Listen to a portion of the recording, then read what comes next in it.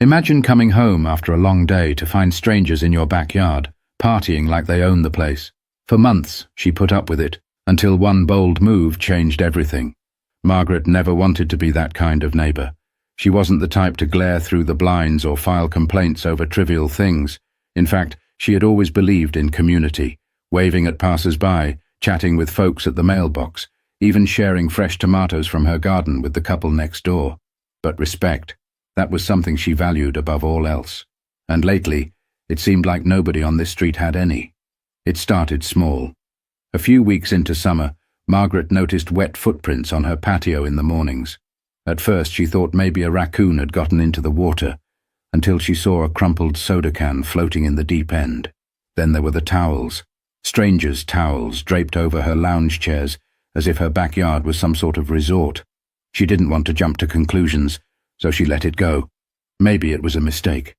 Maybe some kids had gotten confused, thinking it was a community pool. But then, one evening just before sunset, she caught them. A trio of teenagers, giggling as they waded through her pool, completely oblivious to the fact that they were trespassing. Margaret didn't scream, didn't make a fuss. She simply opened her sliding glass door and stepped outside. The moment they saw her, the color drained from their faces. "Oh, we thought nobody was home," one of them stammered, scrambling to get out. Margaret folded her arms. "That's the problem, isn't it?" They took off without another word, leaving behind their dripping towels and an opened bag of chips that had spilled all over her deck. She spent the next 20 minutes scooping soggy crumbs out of the water, muttering under her breath. She assumed that would be the end of it, that they'd learned their lesson. She was wrong. By the following week, the problem had escalated. Now, it wasn't just teenagers sneaking in after dark. It was whole families, parents, kids, even grandparents, helping themselves to her pool like it was a public park. She'd come outside to find inflatable rafts bobbing in the water, snack wrappers on her table, and discarded flip-flops lining the edge of the deck. Margaret tried to handle it diplomatically. She left polite notes taped to the gate. "Private property. Please do not enter." She spoke to a few parents on the street, making it clear she wasn't comfortable with uninvited guests. It made no difference. One afternoon, she spotted a mother lounging on one of her patio chairs, sunglasses on, scrolling through her phone while her kids splashed and screamed in her pool. Margaret walked up to her, calm but firm. "Excuse me, you're in my backyard." The woman barely looked up. "Oh, I know. The kids just wanted to cool off. We'll be out soon." Margaret clenched her jaw. "That's not the point. You didn't ask." The woman finally took off her sunglasses, looking at Margaret as if she was the one being rude. "It's just a pool," she said with a shrug. "You're not even using it." Margaret felt something tighten in her chest. The audacity, the entitlement, as if her space, her property, was somehow up for grabs just because she wasn't out here every day. She took a deep breath, choosing her words carefully. "It's my pool, and I'd like you to leave." The woman scoffed, but gathered her things, calling her kids out of the water with an exaggerated sigh. "You really don't have to be so uptight," she muttered under her breath. Margaret didn't respond. She didn't have to. She just stood there, watching as they collected their belongings and slipped through the gate, the same gate they had left wide open, as if they'd be right back. That was when she knew being polite wasn't going to work, and things were only going to get worse. But Margaret had a plan, and soon her neighbors would realize just how wrong they were to take advantage of her kindness. Margaret tried everything, and she meant everything. She put up a larger sign on the fence, this time in bold red letters. "Private property. No trespassing." Someone ripped it down within 2 days. She installed a new lock on the gate. The next morning she found it hanging open, broken. She even called the non-emergency police line, hoping an officer's presence might deter them. But when the officer arrived, all he did was shrug. "It's a civil matter, Mum. If you catch them in the act, you can file a report." Catch them? Wasn't that the problem? She didn't want to spend her afternoons lurking behind curtains, waiting for the next entitled family to waltz in like they owned the place. She was 72 years old, not some security guard, but her patience? That was running out fast. One evening, she sat on her porch, watching the sunset, trying to shake off the frustration. Then, out of the corner of her eye, movement. Across the fence, she saw a boy, no older than 10, climbing over with the ease of someone who had done it many times before. He landed with a soft thud, glanced around, then whistled. And just like that, 2 more kids followed. Margaret felt her hands grip the armrest of her chair. Unbelievable. She cleared her throat loudly. The kids froze mid-step. "You might as well go ahead and finish what you're doing," she said, her voice sharp, "since you clearly think you live here." The smallest one, maybe 7, actually had the nerve to smile. "Our mum said it's fine," he chirped. Margaret narrowed her eyes. Did she now? The oldest one, probably the ringleader, shifted uncomfortably. "We'll just be a minute." "No," she said, pushing herself up from her chair. "You'll leave now." For once, they actually listened. The boys scrambled back over the fence, disappearing into the neighbor's yard. But Margaret didn't feel triumphant. She felt angry. Not at the kids. They were just doing what they were allowed to do. It was the parents, the people who should have known better, the same ones who had ignored her notes, brushed off her complaints, and treated her property like it was their right. But she wasn't done yet, not by a long shot, because the real breaking point was still coming. And after that, there'd be no going back. The heat that day was unbearable, the kind that made the air feel thick, pressing down on everything. Margaret had spent the morning running errands, picking up groceries and really trying, to ignore the growing irritation that had settled deep in her chest. She just wanted to come home, unload her bags, and sit in the shade with a cold glass of lemonade. But the moment she pulled into her driveway, she knew. Peace was not on today's agenda. Music, loud music, laughter, splashing, the distinct sound of children shrieking with joy. Margaret's hands tightened on the steering wheel. She stared at her house, her backyard, her space. And yet, it looked nothing like her own. Through the gaps in the fence, she saw it. Dozens of people.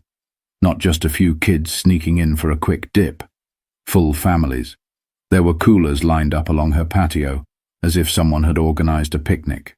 A grill was smoking. Pool floats bobbed in the water, some occupied by parents too comfortable, two at home. And right in the middle of it all, a woman, the same one Margaret had confronted weeks ago, reclining on one of her chairs, sipping from a plastic cup, as if this was her personal backyard retreat. Margaret sat in her car for a moment, just breathing. This was beyond disrespectful. This was brazen. She grabbed her grocery bags, took her time walking up the steps, and when she pushed open her back door, not a single person even noticed her. That was the part that stung the most. Not the music, not the mess, not the kids trampling over her flower beds. It was the complete lack of acknowledgement, as if she was the outsider. She set her bags down with more force than necessary. The sound wasn't enough to break through the chaos outside, so she stepped forward, until she was standing right at the edge of her patio. "Excuse me." No one turned. She took another step, her voice louder. "I said, excuse me." Finally, a few heads turned. The music continued blaring, but at least some people had the decency to look startled. The woman in the chair sighed, setting down her drink as if she was being inconvenienced. "Oh, hey, Margaret." Margaret stared. "Hey." That's all she had to say. Margaret looked around at the people, the strangers, in her backyard, still floating, still eating, still acting as if nothing was wrong. Something inside her snapped. "You need to get out. All of you." The woman sat up, adjusting her sunglasses. "Come on. It's just a little fun. No harm, no foul." Margaret let out a short, humorless laugh. "No harm? You broke my lock. You ignored my signs. You treated my home like a public park." The woman shrugged. "It's a hot day." Margaret's pulse pounded in her ears. She turned to the others, her voice sharp, commanding. "I'm not asking again. Get out." Finally, people started moving. The kids climbed out of the pool, towels dragging behind them. The adults, grumbling but at least moving, began packing up their coolers, tossing plastic cups into trash bags. As the crowd filtered out, Margaret stood her ground, watching, waiting. She knew this wasn't the end of it. She knew, even as the last person walked out and the gate clicked shut behind them, that the disrespect wouldn't stop here. But Margaret had already made up her mind. This was the last time anyone would set foot in her pool, and tomorrow she was going to make damn sure of that. Margaret barely slept that night. She lay in bed, staring at the ceiling, replaying the scene over and over. The way they had laughed off her anger, dismissed her boundaries, acted like she was being unreasonable for wanting control over her own home. She had tried. She had really tried. Politeness, warnings, even getting the police involved. Nothing worked. And that's when it hit her. The problem wasn't just the neighbors, it was the pool. As long as it was there, sparkling, inviting, a symbol of summer indulgence, people would keep coming. They'd keep finding excuses, keep ignoring her, keep taking. So, she'd take something from them. By morning, Margaret had already made the call. The guy on the other end of the line sounded confused. "You wanna get rid of it? Entirely?" "That's right," Margaret said. A long pause. "Ma'am, do you know how much work that's going to be?" Margaret smiled for the first time in days. "More than breaking my lock? More than ignoring my signs? More than treating me like I don't exist?" Another pause. Then a chuckle. "Fair enough. We can start tomorrow." That was all she needed to hear. Margaret spent the rest of the day sitting on her porch, sipping her coffee, waiting. She didn't have to wait long. By noon, her neighbor, the woman who had lounged in her chair like she paid the mortgage, leaned over the fence. "You're getting work done?" Margaret nodded. "Sure am." The woman squinted, spotting the orange tape marking the edges of the pool. "What kind of work?" Margaret took another sip of coffee. Didn't say a word. By afternoon, the questions turned into rumors. Someone saw her talking to a contractor. Someone else noticed a cement truck scheduled for delivery. And by nightfall, the woman from next door finally came knocking. Margaret opened the door, keeping her expression neutral. "You're not actually—" The woman hesitated. "You're not getting rid of the pool, are you?" Margaret tilted her head. "Why do you care?" The woman scoffed, crossing her arms. It's such a nice feature. A lot of us enjoy it." Margaret let that sit for a moment. A lot of us. Not you. Not me. Us. "Exactly," Margaret said finally. "And that's the problem." She shut the door before the woman could reply. Margaret knew this decision wasn't going to be popular. She also didn't care. Because by this time tomorrow, her backyard would no longer be their playground, and she was going to make damn sure of that. By sunrise, the real show had begun. The first truck pulled up just after 8, a flatbed carrying demolition equipment. Half an hour later, a second one arrived, this time with a crew of workers in reflective vests and hard hats. They moved with purpose, unloading tools, prepping the site. Margaret sat on her porch, arms crossed, watching. She wasn't the only one. The neighbors had gathered, first a few, then more. People peered out from behind curtains, lingered on driveways, some even standing in their yards pretending to water their grass just to get a better look.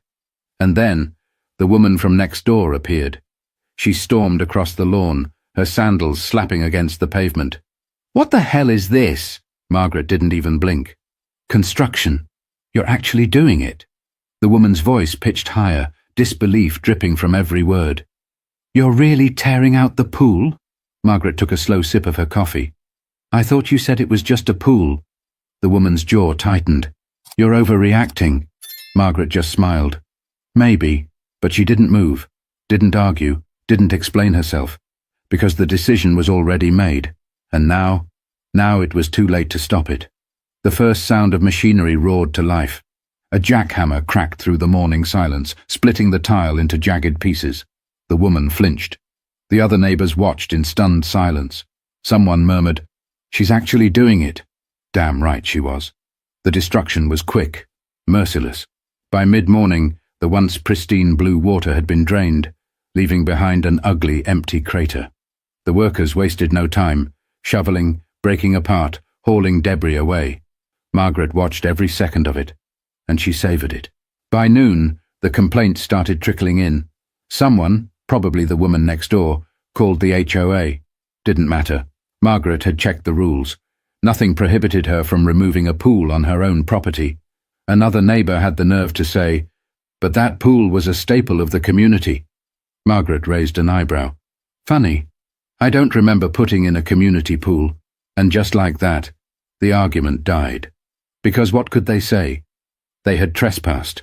They had ignored her warnings. They had pushed her too far. And now they were paying the price. By sunset, the final truck rolled in. and instead of a pool, Margaret's backyard was now a smooth, flat slab of fresh concrete. No more water, no more lounge chairs, no more pool parties, and most importantly, no more uninvited guests. But Margaret wasn't done yet, because the best part was still coming. The next morning, Margaret stepped outside with her coffee and took a deep breath. For the first time in months, her backyard was quiet. No splashing, no music, no uninvited guests. Just her, exactly the way it should be. She ran her hand over the smooth concrete, still fresh from the day before. Some people would have seen an empty space, a loss. But Margaret? She saw freedom. Of course, the neighbours weren't happy. Some still grumbled when they saw her. Others threw pointed looks in her direction, as if trying to shame her for what she had done. It didn't work. Because, funny enough, no one actually had the guts to say anything to her face. They all knew. They knew they had crossed a line. And they knew deep down that they had only themselves to blame. A few days later, Margaret was planting roses along the edge of her new patio when she heard someone approach. She didn't have to look up to know who it was. The woman from next door cleared her throat. So, what are you going to do with it? Margaret dusted the soil off her hands, then stood up. Haven't decided, she said, glancing over the space. Maybe a garden, maybe a nice fire pit. Whatever I want, really. The woman shifted her weight. You know, the kids are really disappointed. Margaret turned to her, expression unreadable. Oh? She said, voice even. And where were the kids when my signs went ignored? When my locks were broken? When my property was treated like a free-for-all? The woman had no answer for that. Instead, she just exhaled sharply, shaking her head as if Margaret was the unreasonable one. And then, without another word, she walked away. Margaret watched her go, then turned back to her work. She wasn't angry anymore. She wasn't even bitter. She had learned something. People will take what they can get away with. They will push, overstep, and test the limits of your kindness. And if you don't stop them, they'll just keep pushing. Margaret had spent months waiting for them to respect her space. But in the end, she had to take that respect back for herself. She knelt down, pressing a rosebush into the dirt, smiling to herself. She might not have a pool anymore, but what she had now was so much better, because it was hers, and only hers. Have you ever dealt with entitled neighbours? How did you handle it? Tell us your story in the comments. And if you enjoyed this, don't forget to like and subscribe for more unbelievable real-life stories.